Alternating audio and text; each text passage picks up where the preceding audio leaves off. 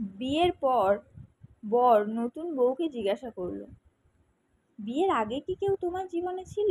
আমাকে বলতে পারো, এটা আজকালকার সাধারণ বিষয়, থাকতেই পারে, বলো।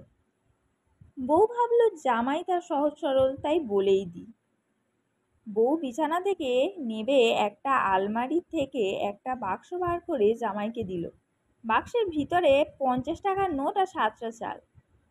জামাই বলল, এগুলো কি?